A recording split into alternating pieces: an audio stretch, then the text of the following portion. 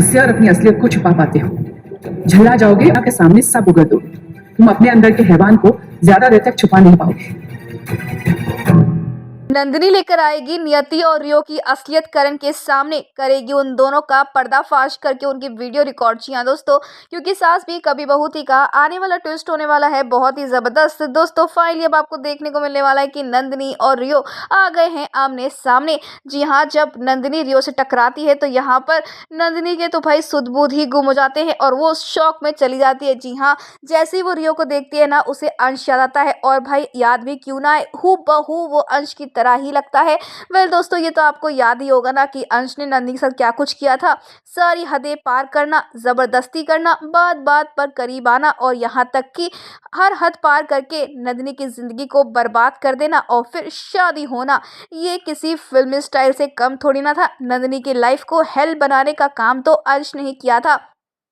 जहां अंश के उसे बुरे कर्मों की सजा मिली थी क्योंकि एक माँ ने अपने बेटे का अंत किया था, क्योंकि नंदिनी को बचाना था। नंदिनी की जिंदगी बर्बाद करने वाला ये अंश, जिसने कुछ भी नहीं सोचा था। तो भाई अब अंश का अंश यानी कि उसका बेटा रियो जब नंदिनी के सामने आया तो नंदिनी ने अपनी सुध बुध ही खो दी और बेचारी बेहोश हो गई। तो वही रियो संभालता है। ऐसे में बता दें आपको कि रियो करण को देखता है तो वो सोचता है कि करण यानी पापा उसके यहाँ क्या कर रहे हैं।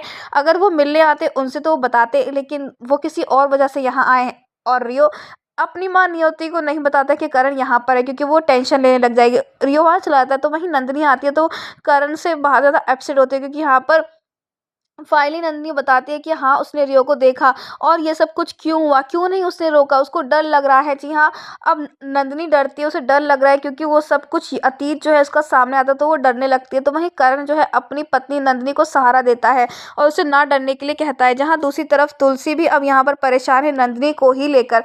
तो वहीं अब जल्द ही नंदिनी को डाउट होने वाला है नियति और रियो दोनों के ऊपर। जी हाँ, यहाँ पर पहली मुलाकात पे तो नंदिनी डरती है, लेकिन अब यहाँ पर नंदिनी को पूरा विश्वास होने वाला है कि ये दोनों मिलकर कोई तो खेल खेल रहे हैं। ये दोनों भोले भाले करण को फंसा रहे हैं, जिसकी वजह से करण बेचारा कुछ भी नहीं कर पा रहा है। आने वाले ट्विस्ट में दोस्तों आपको देखने को मिलने वाला है नया ड्रामा।